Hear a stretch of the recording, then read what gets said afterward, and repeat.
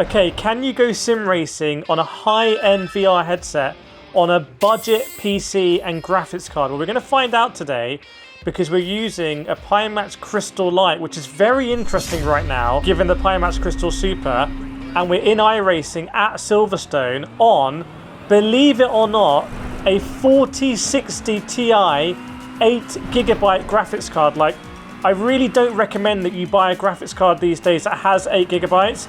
I know some people are going to say, oh, it's a 4060 Ti, but it's still essentially a budget graphics card. And I am driving in VR at Silverstone somehow, well, I'm going to explain the settings I've done, but this is my first race, at 77 FPS. Look at that in the top right. I don't know if you can see it, but 77 FPS I'm running at here. I am absolutely amazed because when I was trying the pimax Crystal Super on my 4090 graphics card that has like 20 gigabytes of VRAM and it's just a beast, I wasn't getting 77 FPS. So what is going on here? Well, let me explain. So there are some things I don't like in this experience, but it's all about compromises. Firstly, there normally is a grandstand on the left-hand side here, but as you can see, I've toned down the grandstands to lessen the kind of, especially I guess VRAM usage, but lessen the stress on the graphics card here.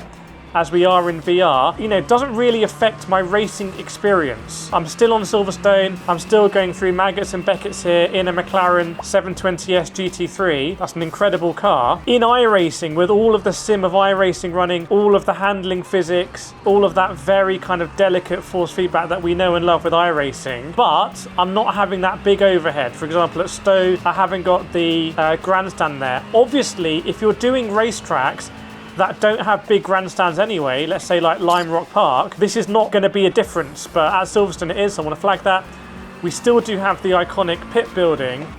I've turned down a lot of the settings in iRacing, and the pimax Crystal Lite is running at 75% resolution in the pimax software. So, by the way, the point of this video is that you can see what a headset like a pimax Crystal Lite is like at these sort of settings, because these sort of settings are maybe more realistic to what you have in your PC. If you have a 4090, you're going to be cranking this all up anyway. But this is super interesting for me because I wasn't expecting it to look kind of this good. Now, it doesn't look fantastic for me compared to the 4090, but it's still pretty detailed. And if you look at the wheel on the car, I mean, the wheel on the car looks very similar to what I would say in Gran Turismo 7 in PSVR 2. The level of detail, Gran Turismo 7 also has some level of detail funkiness that I've spoken about in previous videos. What is that line?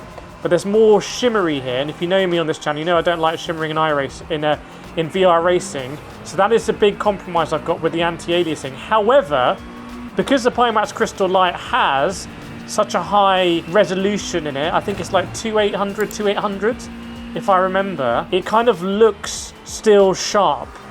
So it has a natural high resolution display for each eye. Not as high as a pimax Crystal Super, which is like 3840 per eye. Apparently it's like 30 million pixels, or I saw someone did the maths in the comments on my previous video. I did want to compare a little bit the experience of driving in VR with something like PSVR 2. Why? My PS5 Pro cost me £700. And now £700 is not super cheap. I think a PlayStation 5 for like $350 or $400, the fact that you can get a PSVR 2 and go racing in Gran Turismo 7 is a bargain. But when you got to the PS5 Pro, which basically doesn't does away, it has a better algorithm for the reprojection, you are spending a decent amount of money. So that's why a 4060 Ti graphics card is suddenly, hang on, that's a relevant comparison, I think. Now, on Gran Turismo 7, you can't race at Silverstone because Silverstone's not in the game. And you can't race in the McLaren 720S GT3 because there are no up-to-date GT3s in the game. But people always ask me... oh my goodness, almost died there. People always ask me, oh, when so-and-so comes to PS5, how's the VR experience going to be? I'm like, it's not going to have a VR experience. People say, is Rennsport going to be good on PS5 VR? I don't think it's going to have VR. What about F125? It's not going to have it. So I don't think you can expect the PS5 or the PS5 Pro to be a sim racing console per se. So this budget option is interesting. Now again, if you get something like the pimax Crystal Lite, this has more headroom. Like, we are having to turn down the settings for the pimax Crystal Light. So in the future, if you upgrade your graphics card, you are going to get just, you know, you'll be able to use higher frame rates. This headset goes up to 120. There's no point me running this at 120 as far as I'm aware, because at the moment we're about 80 FPS. I've got to stop looking at that. I'm running at 80 FPS. Is there any way that I can get that up to 90?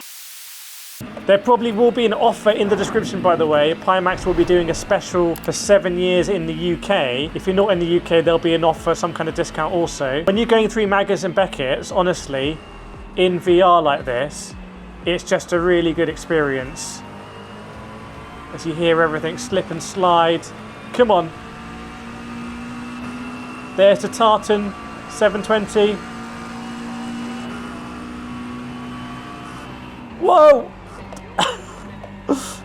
And by the way, I do also have recording software running on this, and I have the camera you can see me on is going into the PC.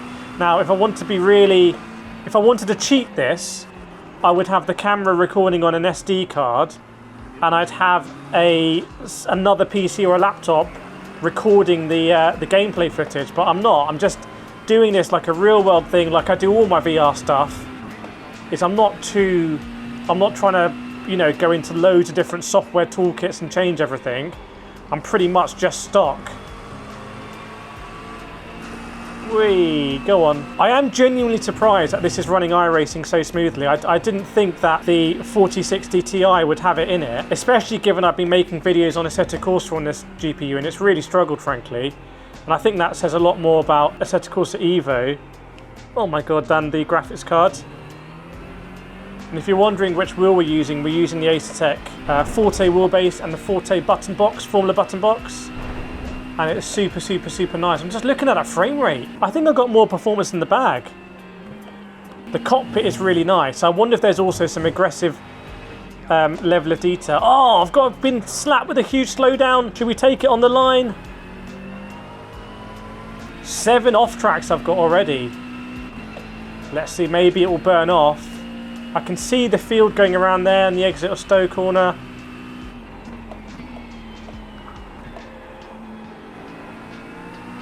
Nice.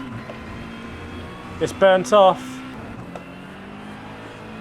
It's always such a tricky exit at the last corner here. Hear the TC kicking in. So there we go. Can you run a VR headset on a budget graphics card PC?